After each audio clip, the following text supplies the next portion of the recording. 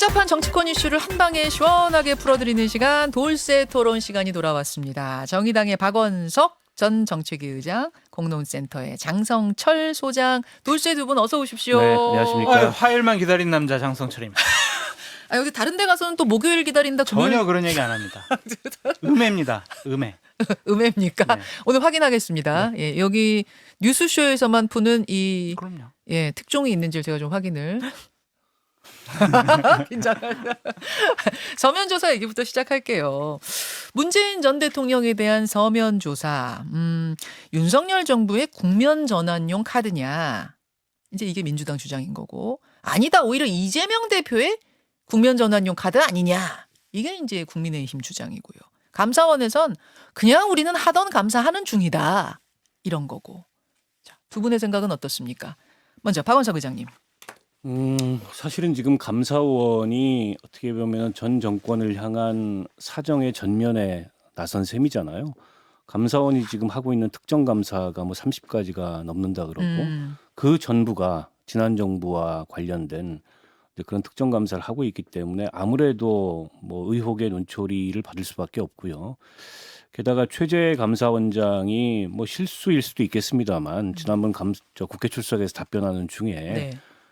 정부의 정책을 지원하는 기관이다 이런 얘기를 해서 당시 회의를 진행하고 있던 김도읍 법사위원장도 깜짝 놀라서 그랬었죠. 내 귀를 의심했다 뭐 이렇게 말씀을. 지원이 아니라 엄청 독립적인 기관이어야 되는 건데. 그렇죠. 이게 뭐 헌법상의 어쨌든 독립기구고 감사를 착수할 때도 혹은 네. 감사 결과에 대해서 대통령한테 보고를 하지 않는 게 원칙이거든요. 그리고 이제 감사원에 지금 실세로 불리고 있는 예. 유병호 감사원 사무총장 예. 이분이 문재인 정부 때 월성 1호기 감사를 했다가 조금 이제 눈 밖에 나가지고 감사원 산하의 감사연구원장으로 예. 밀려났다가 지금 몇 단계를 건너뛰어가지고 차관급인 감사원 사무총장이 됐잖아요. 유병호. 네. 예. 그런데다가 성향 자체도 굉장히 좀 뭐 괄괄하고 조금 더 그 직설적으로 얘기하면 거친 불도저 스타일 누구는 또 네. 그렇게 얘기하던데. 이렇게 평가를 받아요. 그래서 지금 감사원을 이분이 많이 뒤집어 놨다 그래요. 그 감사원 인사권을 가지고도 예, 예. 뭐 100여 명 인사를 했다는 얘기도 들리고 또 내부 감찰도 진행하고 예. 근데 그분이 일종의 감사원 내의 윤회관 아니냐 이런 평가가 있습니다. 감사원 내의 윤회과. 그래서 일종의 이제 공적 경쟁을 하고 있고 전 정권 사정을 통해서 결초보온성 감사를 하는 거 아니냐. 이제 이런 평가들이 있는 가운데 이게 문 대통령한테 갑작스럽게 감사원이 질의서를 날리니까 저는 물론 서해 공무원 사건에 대한 그 성격 규정을 당시 정부가 너무 성급히 내렸고 또 입장이 바뀌고 감사할 만한 사안이라고 봅니다. 근데 과연 대통령한테 질의서를 보낼 만한 사안인가 이 점에 있어서는 좀 의문이 있고요. 뭐 문 대통령이 굉장히 불쾌감을 표현했다고 하는데 예. 이게 또다시 이제 정쟁거리가 되는 것 같아요. 그리고 게다가 이제 검찰 수사까지 하고 있어서 만약 검찰 수사가 네. 문 대통령에까지 확대가 된다면 이게 이제 여야 간의 충돌이라는 게 걷잡을 수 없는 그런 양상으로 치달을 가능성이 있지 않을까. 어쨌든 감사원의 이번 그 문 대통령을 향한 질의서는 전체적으로 좀 무리해 보입니다. 감사가 진상규명은 해야 한다. 거기까지는 찬성하는데 문재인 전 대통령한테 서면조사 간 건 좀 무리하다라고 본다라는 입장. 장성철 소장님은 좀 다른 생각이실까요? 저는 서면 조사를 하려고 하는 행위가 무리한 일이다. 무례한 일이다 이렇게 보고 싶지는 않고요. 그렇지는 않다라는 생각이 듭니다.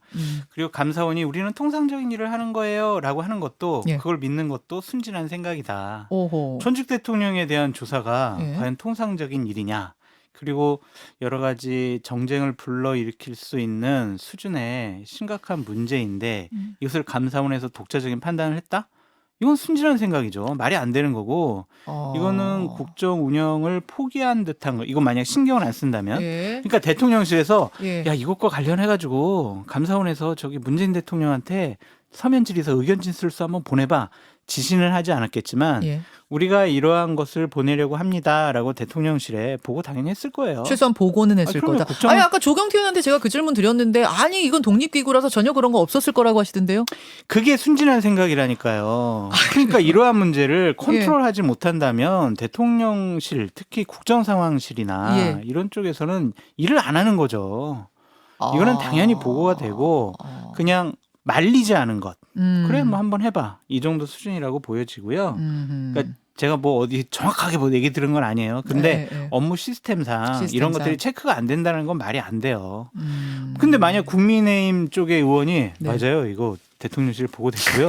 거기서 뭐 암묵적으로 뭐 승인했어요. 하라고 하지 않았겠어요? 그럼 이거 그러긴 난리가 어렵다. 나는 거죠. 네, 그러긴 어려웠을 근데 것이다. 저 같은 평론가는 예. 이렇게 봤을 땐 이것은 보고 안 됐을 리가 없다라는 생각이 들고 서로에게 국면 전환인 것 같아요. 서로에게 국면 네. 전환이다. 대통령실 같은 경우에도 여러 가지 좀 수세로 몰리고 있는데 음. 전직 대통령이 이거 잘못했다니까요. 국민의 생명과 안전을 지키지 못했어요. 이렇게 공격할 수가 있는 예, 것이고 민주당 같은 경우도 잘 걸렸다. 이거 우리 지지층 결집시키자. 이재명 당대표가 야 문재인 대통령 지지층까지도 자신들의 하나의 세력으로 묶을 수 있는 중요한 모멘텀이 좀 된다고 봐요. 그래서 서로에게 나쁘지 않아요. 제가 봤을 때. 서로에게 나쁘지 않은 근데 카드. 문재인 전 대통령의 워딩은 정말 부적절하고 잘못됐다라는 생각이 듭니다. 무례한 짓이란 워딩은 그건 아니라고 보세요. 잘못됐죠. 대한민국은요. 대한민국 국민은요. 예. 대통령이 잘못하면 탄핵도 시키고 감옥도 보내고 그런 나라예요. 그냥 당시 이거 언제 보고받으셨어요? 그리고 대통령께서는 어떠한 지시를 내리셨어요? 예. 이런 거 못 물어봐요? 전직 대통령이니까 이런 거 묻지도 말아요? 민주당에서는 이렇게 얘기하더라고요. 그 밑에 박지원, 서훈 이런 분들 조사가 끝나고 체계적으로 올라온 게 아니라 훌쩍 뛰어가지고 대통령까지 온 거는 이건 누가 봐도 망신 주려고 하는 거다. 이렇게 얘기하고 그런 스타일이죠. 검찰에서는 밑에서부터 차근차근 조사해가지고 제일 뭐 중요한 사람을 나중에 조사하지만 감사원 같은 경우는 그렇게 업무 프로세스가 아닌가 보죠. 여긴 검찰이 아니다. 그렇죠. 그러니까 이런 것들과 관련해서 너무 민주당 예. 문재인 대통령이 과민 반응 보이는 것은 반대편 국민들에게는 상당히 좀 불쾌감을 줄 것 같아요. 자, 박원석 소장님도 동의하세요? 무례한 짓이라는 이 발언은 좀 나갔다? 어떻게 생각하세요? 글쎄 그게 이제 전원이기 때문에 윤건영 의원을 통한 이제 그 말씀을 정확하게 그 워딩으로 하셨는지. 그 워딩으로 제가 취재한 바에 의하면 네. 윤건영 의원뿐 아니라 다른 분들이 문 대통령과 통화를 했을 때도 윤건영 의원한테 한 말이 정확한 내 의사다. 그리고 지시라는 표현까지 딱 대통령이 그대로 전해라라고. 그러니까 평소에 그 말을 잘 안 쓰는 분인데 그러게요. 그 말까지 쓰라고 했다고 저는 전해 그 들었어요. 발언을 보면서 평소에 문재인 대통령이 말씀하시는 톤이 좀 아닌데 예. 이례적으로 그렇죠. 좀 세다. 세죠. 그리고 그게 이를테면 여론에 예. 지금 장성철 소장이 평가했듯이 좀 부정적으로 비칠 소지가 있잖아요. 전직 대통령이잖아요. 현직 대통령이 아니고. 예. 사실은 뭐 현직 대통령이라 하더라도 박근혜 전 대통령 같은 경우에는 탄핵도 당하고 수사도 받고 그러니까 결국엔 법 위에 설 수 없는 건데 물론 이제 감사원의 그런 그 대통령을 향한 질의가 좀 무례하다기보다도 무리한 절차로 보이기는 해요. 시기석으로도 좀 별로 좋지 않고 여러 가지 의혹을 받을 수 있는데 그걸 무슨 뭐 무례하다 이렇게 예의의 문제로 얘기하는 거는 조금 달리 해석될 여지가 있어서 제가 보기엔 좀 부정적으로 보일 소지가 있다 이렇게 보고요. 근데 이게 국면 전환을 위해서 이렇게 했다. 저는 대통령실이 그렇기 때문에 정무가 안 되고 정치가 안 된다고 봐요. 만약 국면 전환용 카드가 맞다면 그거는 아니 그게 국면 잘못 전환이 안 판단한 돼요. 거다? 왜 국면 전환이 안 되냐면 보세요. 지금 이재명 대표의 사법 리스크를 향해서 이러저러한 뭐 검찰의 수사든 그걸 가지고 정치적 대응을 하는 거하고 문재인 대통령을 하는 거하고는 전혀 효과가 다릅니다. 어쨌든 국민들은 지난 정권에 대해서 물론 지난 정권이 정말 뚜렷하게 잘못한 일이 있고 그게 수면 위로 드러나면 그걸 밝혀야 된다고 생각하지만 이런 식의 접근은 정치보복이다. 이렇게 보는 이제 시각이 강해요. 또 과거에 우리 대통령제 역사가 그런 것의 반복이었고 그런데다가 문재인 대통령을 건드리면은요, 그 결국엔 야권을 최대 결집시킬 수가 있어요. 그게 잠시만요. 그러니까 다른 사람 건드리는 건 모르겠는데, 뭘 예를 들어 권익위원장이니 뭐 전 정권 인사들 누구 건드리는 건 모르겠는데, 문재인 전 대통령을 건드리면 최대 결집이 된다? 왜냐하면 노무현 트라우마가 있는 진영입니다.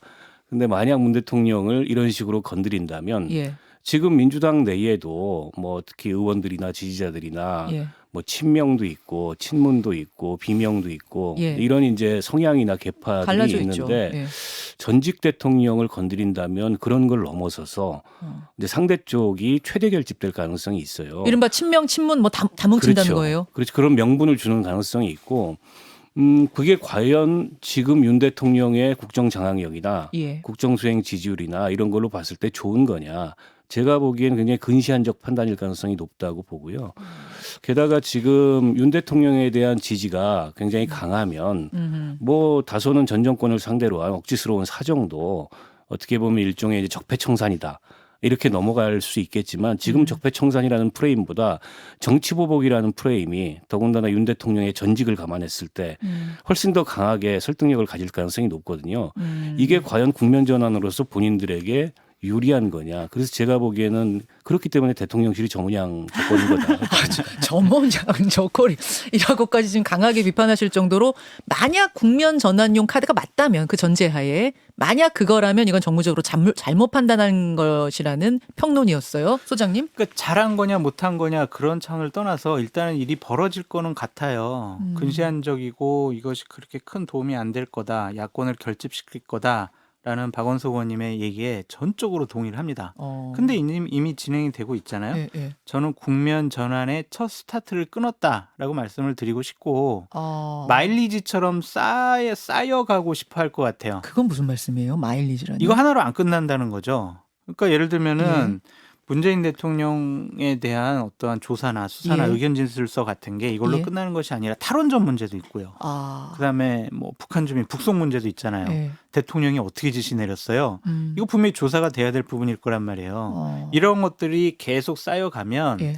국정감사 때 분명히 이제 행정부에서 여당 쪽 의원들에게 지난 문재인 정권 하에서 작년까지 주지 않았던 자료들을 줄 거예요. 그냥 편하게.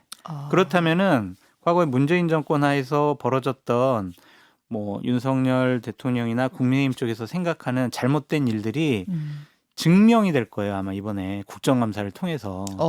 그렇다면은 문재인 대통령과 당시 청와대에서 어떤 일이 벌어졌는지 제대로 조사하자, 수사해야 된다, 의견 들어야 된다라는 국민적인 생각 아니면 최소한 여권 지지층에서의 요구는 강해질 수가 있죠.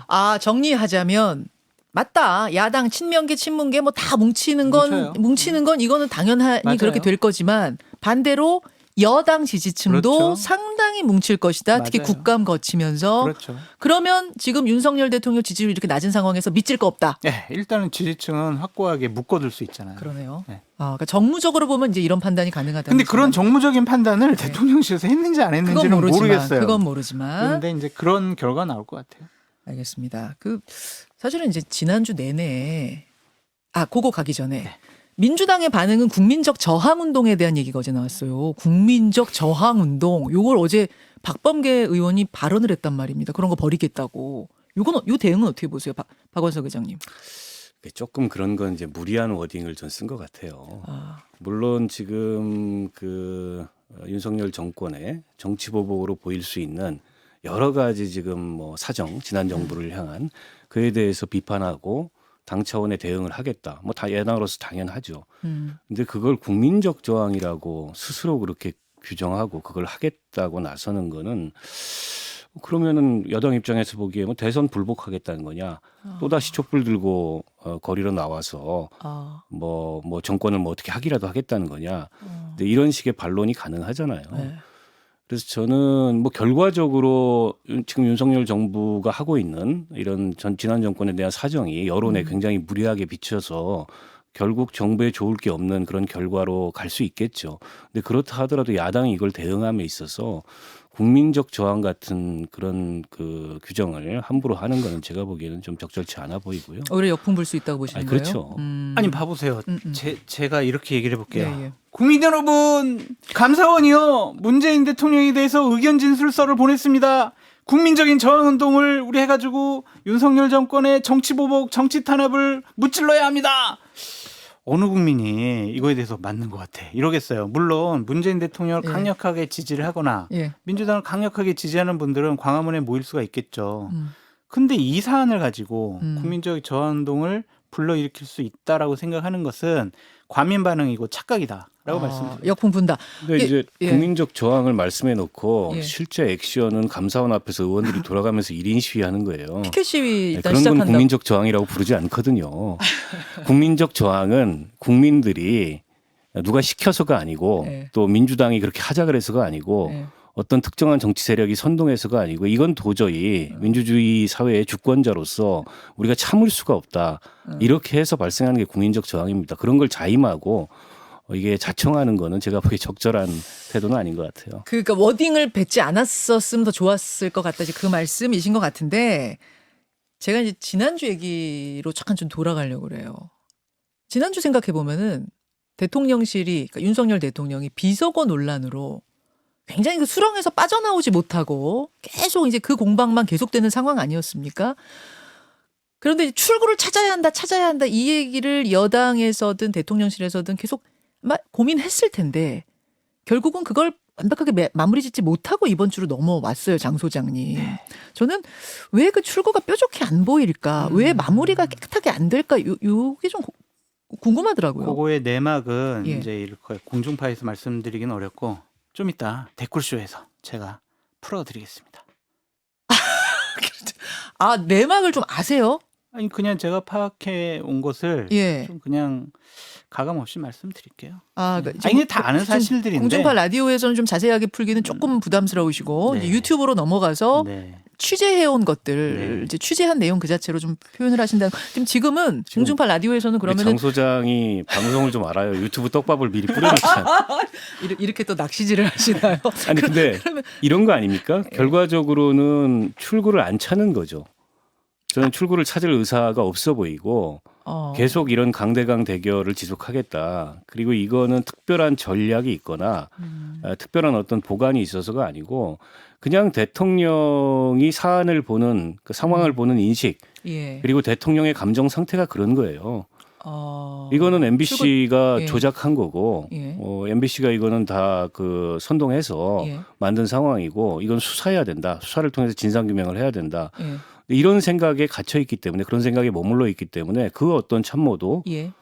그와는 다른 정치적 해법을 정무적 해법을 건의하기가 어려운 거죠. 대통령의 신념이 너무 확고하니까 참모들이 다른 발언을 할 여지가 없는 게 그러니까 출구를 찾고자 속으로는 생각해도 뭔가를 할 수 없을 거라는 진상규명 외에 출구는 없는 저는 거라. 그렇게밖에 보이지 않습니다. 이게요. 대통령께서 화가 많이 나셨고 그 밑에 있는 아니 왜 방귀 낀 사람이 화를 내요? 어?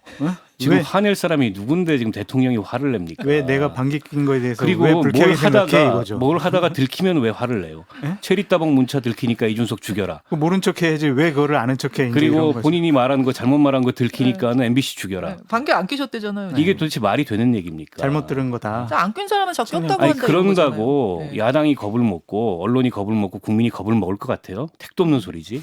그러니까 그런 것들이 어떠한 점층법으로 계속 올라갔던 부분들이 있고 지금 대통령은 화나 있고 대통령을 바라보는 참모들은 집단 최면에 취해 있다. 일단 요 정도까지만 요 말씀드릴게요. 정도까지만 이제 평론을 해주시고 좀 자세한 취재 내용은 그러면은 댓글쇼에서 좀 얘기를 해주시고요. 뭐 그렇게 자세하지는 않습니다. 너무 기대감을 키워놔가지고 좀 걱정이 되네요.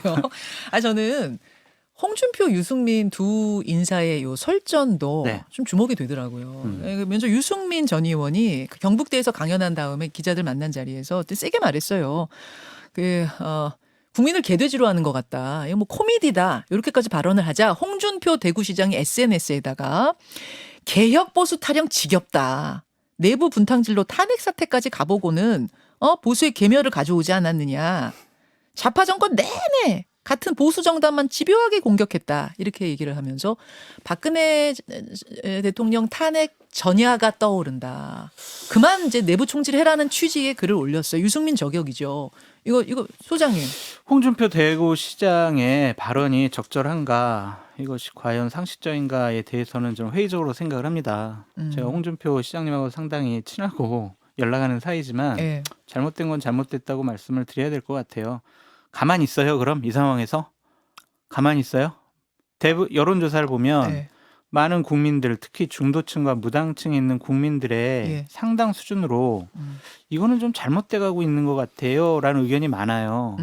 가만히 있어요 그러면? 그냥 입 다물고 정권 초기니까 뭐 국민의힘 의원들은 정권에 대한 애정이 있으면은 개돼지, 코미디 이런 말까지는 뭐 너무한 거 아니냐 이렇게 얘기를 하시더라고요. 그런 자극적인 표현이야 비판할 수 있지만 너는 아무 말 하지 말고 그냥 가만히 있어. 음. 이것은 말이 안 되죠. 아. 박근혜 정권이 그래서 망했어요. 내부에서 친박들이 다른 소리 하지 마. 박근혜 대통령 지시하는 거 그냥 그대로 따러. 뭔 말을 해 니들이. 그래서 목을 졸랐거든요. 예. 그래서 그 목조름이 본인들을 향하게 돼서 결국에는 총선에서 2016년에 졌고 그다음에 탄핵당했잖아요. 그렇죠. 그러한 전철을 밟아가고 있다. 이것은 결코 옳은 발언이 아니다라고 말씀드립니다. 아. 근데 홍준표 시장님을 보고 있으면 예. 이분이 이제 입장이 왔다 갔다 하시잖아요. 근데 이준석 대표에 대해서는 또 강하게 비판을 했어요. 네. 그때도 좀 침묵을 하시지. 지금은 또 대통령이니까 침묵을 해야 된다고 얘기를 하고 있고 이분을 보고 있으면은 과거의 홍준표와 오늘의 홍준표가 계속 싸워요. 대화를 하면서 좀 그런 느낌이 들고. 홍적홍입니까? 게다가 이제 입지가 다르죠. 저분은 이제 뭐 친윤이든 비윤이든 네. 다 끌어안고 내가 이제 대권으로 가겠다. 예. 이런 생각을 하고 있는 분이기 때문에 조금은 좀 이 상황에서 대통령을 향해서 날선 발언을 자기가 이제 안 하겠다 이런 거고 유승민 의원 같은 경우에는 뭐 그걸 지금 이미 초월한 상황 아닙니까? 그리고 오히려 이렇게 거대한 민심 위반이 일어나고 있는 예. 윤 대통령이나 예. 이른바 이제 윤핵관들, 친윤들의 행보에 대해서 강하게 비판함으로써 개혁 보수라는 유승민의 말하자면 상징이죠. 그걸 더 공고하고 그리고 나서 어쨌든 훗날을 염두에 보겠다. 지난번에 경북대 가서 강연하면서 당권 도전에 대한 질문이 나왔을 때 네. 당권 도전을 딱히 지금 결정한 거 아니지만 나라를 위해서 내가 할 일은 하겠다. 문을 열어놓는 아니, 느낌이었어요. 저는 문을 확실히 열어놓는 문 거라고 보고요. 확실히 열어놓은 거예요? 그 정도 답변이면? 저 가서 또 청소해야 돼요? 지금 유승민 의원의 입지로 봤을 때 당내에 예. 그 길이 아니고서 예. 유승민 의원의 정치적 회생 가능성이 뭐가 있을까? 없잖아요. 어. 근데 마침 이분이 이제 집에 가시고 있는 중이었는데 예. 집에 가시고 있는데 예. 뒤에서 예. 이게 지금 무너지고 있어요. 국민의힘이.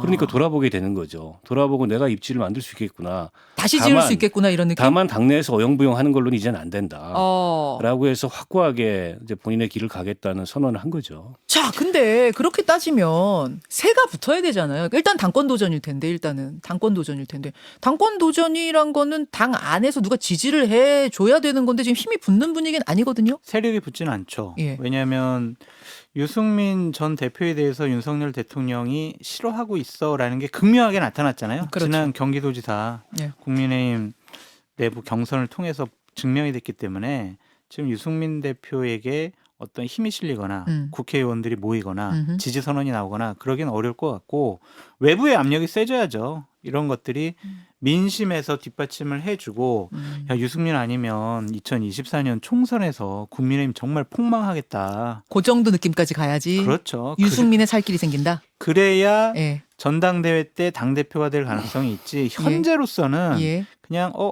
국민적인 여론조사를 해보면은 유승민, 이준석 조합이 가장 높게 나오니까 다음번 전당대회 때 당대표 될 가능성이 있어? 라고 생각하는 것은 그 정도로는 안 되죠. 상당히 순진하고 이것도 착각이다라고 말씀을 드리고 근데 이제 국민의힘 선거 제도가 예. 결선 투표가 없어요. 그럼- 컷오프는 있지만 자 그러면 다자구도로 나와서 네. 안철수, 나경원, 김기현 또 뭐 조경태, 유승민, 윤상현 막 다 나왔다고 봐요. 예. 자 당원 70 그다음에 일반 여론조사 국민 30이에요. 예. 당원 70은 찢어질 거예요. 이리저리. 음흠. 나경원 찢어지고 김기현 찢어지고 안철수 찢어지고 어. 뭐 등등 찢어지고 그럼 뭐가 승부를 가를까요? 저는 민심이요? 여론조사가 민심이 승부를 30%? 가른다고. 그게 이준석이 된 공식이에요. 그렇죠. 저는 이번에도 그 공식이 작동할 가능성이 굉장히 높고 플러스 이준석과의 연대라면은 해볼만하다. 게다가 지금 이제 유턴을 해야 되는데 이 정권이나 국민의힘이 유턴을 안 하잖아요. 어떻게 보면 폭주를 계속하고 있는 상황이지 않습니까?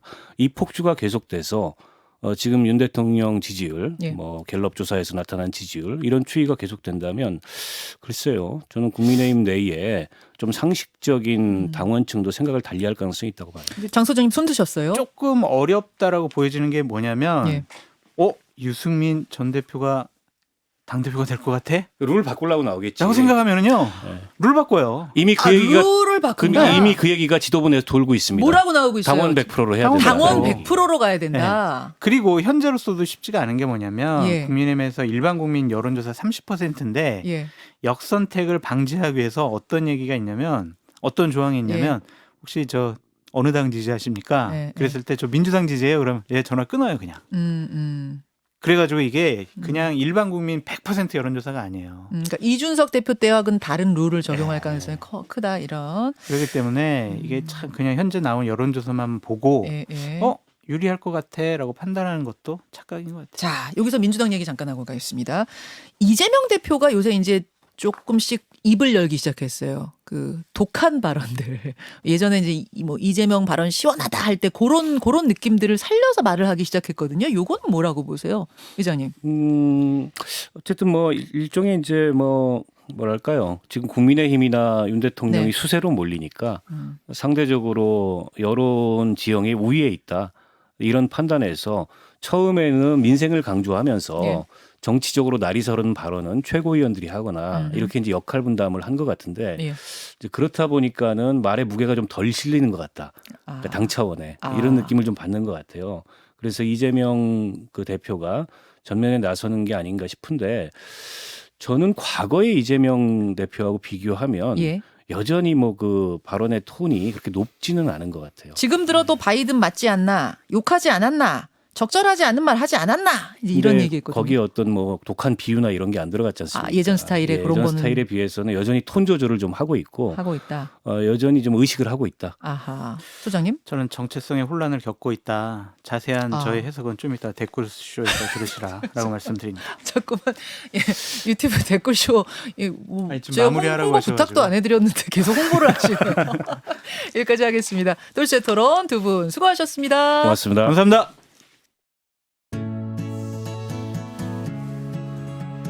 김현정의 뉴스쇼는 시청자 여러분의 참여를 기다립니다. 구독과 좋아요, 댓글 잊지 않으셨죠? 알림 설정을 해두시면 평일 아침 7시 20분 실시간 라이브도 참여하실 수 있습니다.